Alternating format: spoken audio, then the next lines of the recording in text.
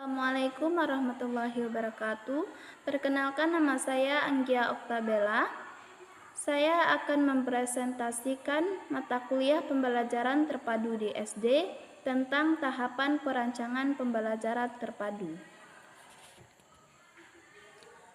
Latar belakang yang mendasari tahapan perancangan pembelajaran terpadu adalah pendidikan modern menuntut pembelajaran yang holistik dan terintegrasi untuk meningkatkan kualitas pembelajaran dan mengembangkan kompetensi siswa. Perancangan pembelajaran terpadu menjadi penting untuk memastikan pembelajaran yang efektif dan efisien. Dengan demikian, perancangan pembelajaran terpadu yang sistematis dan terstruktur sangat diperlukan untuk mencapai tujuan pendidikan. Ada beberapa tahapan perancangan pembelajaran terpadu. Yang pertama, penetapan mata pelajaran. Langkah ini sebaiknya dilakukan setelah membuat peta kompetensi dasar secara menyeluruh pada semua mata pelajaran yang diajarkan di sekolah dasar dengan maksud supaya terjadinya pemerataan keterpaduan. Kemudian ada yang kedua, penetapan kompetensi dasar.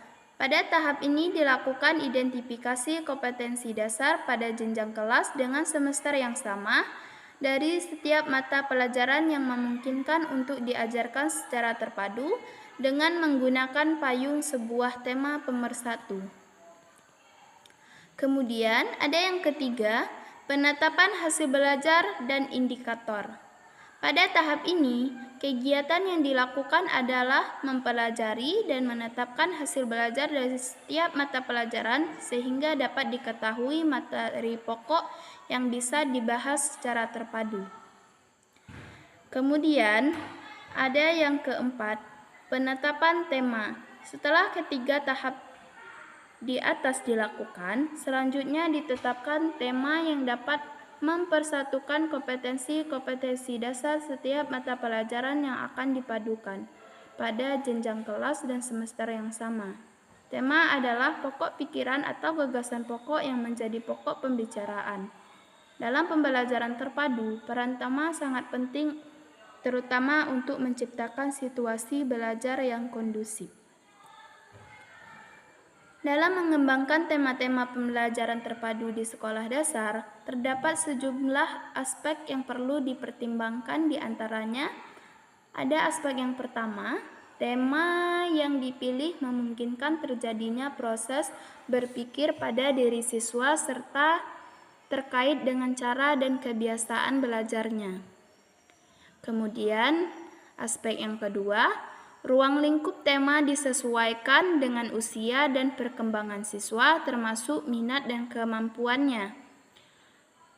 Aspek yang ketiga, penetapan tema dimulai dari lingkungan yang terdekat dengan siswa, dari hal-hal yang termudah menuju yang tersulit, dari hal yang sederhana menuju yang kompleks, dan dari hal yang konkret menuju yang abstrak.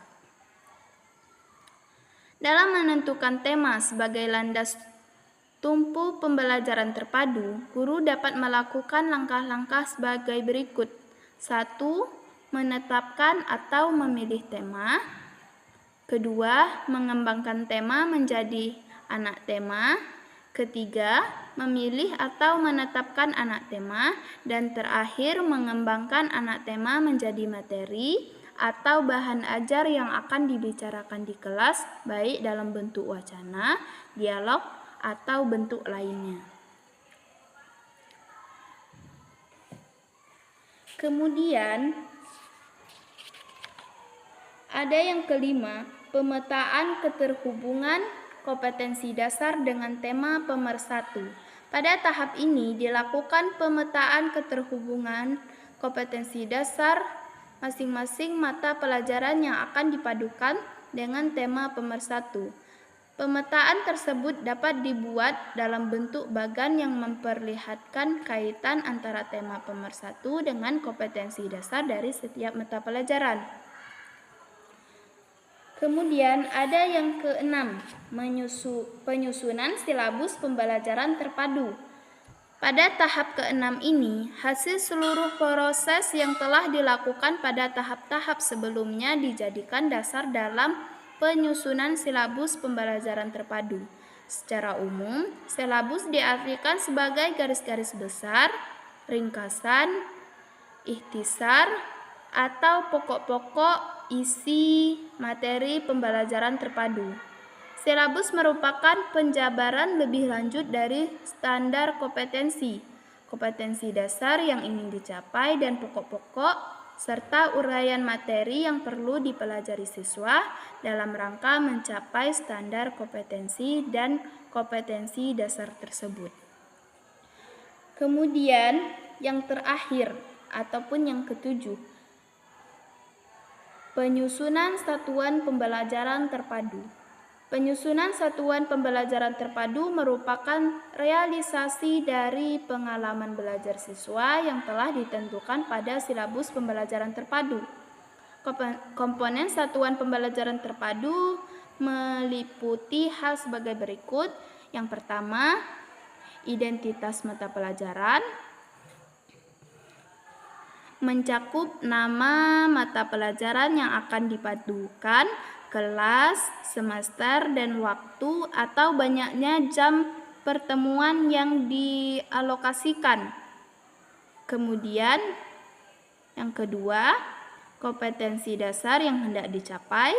Ketiga, materi pokok beserta uraiannya yang perlu dipelajari siswa dalam rangka mencapai kompetensi dasar. Keempat, strategi pembelajaran. Mencakup kegiatan pembelajaran secara konkret yang harus dilakukan siswa dalam berinteraksi dengan materi pembelajaran dan sumber belajar untuk menguasai kompetensi dasar. Kelima, alat dan media yang digunakan untuk memperlancar pencapaian kompetensi dasar. Keenam, penilaian dan tindak lanjut yang mencakup prosedur dan instrumen yang akan digunakan untuk menilai pencapaian belajar siswa serta tindak lanjut hasil penilaian. Ketujuh, atau yang terakhir, sumber bahan yang digunakan dalam kegiatan pembelajaran terpadu sesuai dengan kompetensi dasar yang harus dikuasai. Itulah presentasi tentang tahapan perancangan pembelajaran terpadu yang dapat saya sampaikan. Saya ucapkan terima kasih. Wassalamualaikum warahmatullahi wabarakatuh.